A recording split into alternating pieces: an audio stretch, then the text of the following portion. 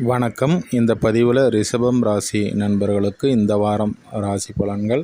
ராசிக்கு அதிபதி உச்ச அமைப்பில் தான் இருக்கார். சனியை விட்டு விலகிறாரு. இங்கே 11ஆம் இடத்திற்கு இங்கே சூரியன் பெயர்ச்சி அடைகிறது. ஒரு சாதகமான ஒரு அமைப்பு தான். வண்டி வாகனம் யோகம் ஏற்படக்கூடிய ஒரு அமைப்பு இந்த வாரம் ஏற்படுகிறதுங்க. அதே போல் இங்கே சனியும் சூரியனும் இங்கே இணைவு பெறாதனால தேவையில்லாத குழப்பங்கள், மனக்கலக்கங்கள் உங்களுடைய முதலாளி இடமிருந்து வரும். அதே போல் தகப்பான வழியின் மூலமாகவும் லாபம் சார்ந்த விஷயங்களில், பணம் சார்ந்த, தனம் சார்ந்த விஷயங்கள்லாம் கவனமாக இருப்பது நன்மை அளிக்கக்கூடியதாக இருக்கும். இங்கே உங்களுடைய ராசிக்கு அதிபதி உச்சம் பெற்று அமையப்பெறுவது இங்கே சனியை விட்டு விலகிறாரு. அந்த வகையில் பார்க்கும்போது உடல் ஆரோக்கியம், மன நிம்மதி இது எல்லாம் ஏற்படக்கூடிய ஒரு நல்ல வாரமாக இருக்கும். வேலையில் பார்த்தீங்கன்னா நீங்கள் வெளி தூரம் வெளி பயணங்கள் மேற்கொள்வதன் மூலமாகவும், அதே போல் வேலைகளில் வெளியிடத்தில் வசிப்பவர்களுக்கு இது ஒரு சாதகமான ஒரு அமைப்பாகவே இருக்கும். அதே போல் 10ஆம் இடத்துல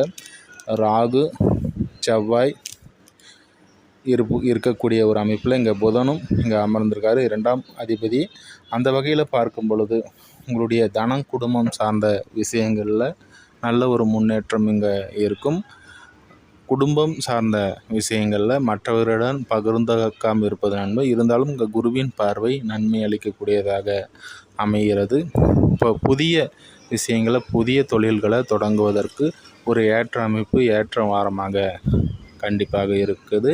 இப்போ கணவன் மனைவிக்கு இடையில் பொருளாதார ரீதியில் சில ஏற்ற இறக்கங்கள், அதன் மூலயமாக சில மன கசப்புகள் ஏற்படும். இருந்தாலும் குருவின் பார்வை இருக்கக்கூடிய ஒரு அமைப்புகளில் அது சிறு சிறு சங்கடத்துடன் சரி செய்யக்கூடிய ஒரு அமைப்பாக கண்டிப்பாக இருக்கும்.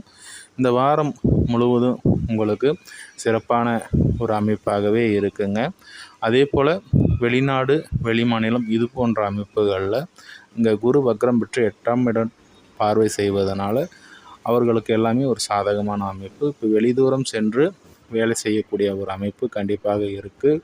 புதிய விஷயங்களை முயற்சிப்பதற்கான ஒரு அமைப்பாக இந்த வாரத்தினுடைய ஆரம்பம் கண்டிப்பாக இருக்குது.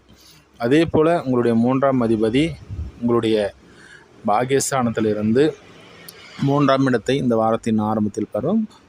சகோதர வகையிலும் எடுக்கக்கூடிய முயற்சிகளில் நல்ல ஒரு அமைப்பாக இருக்குது.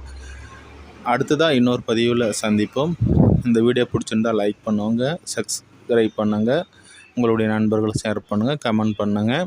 அதே போல் ஜாதகம் பார்க்க விரும்புகிறவங்க என்னுடைய அலைபேசி மற்றும் வாட்ஸ்அப் எண்ணிற்கு தொடர்பு கொள்ளவும்.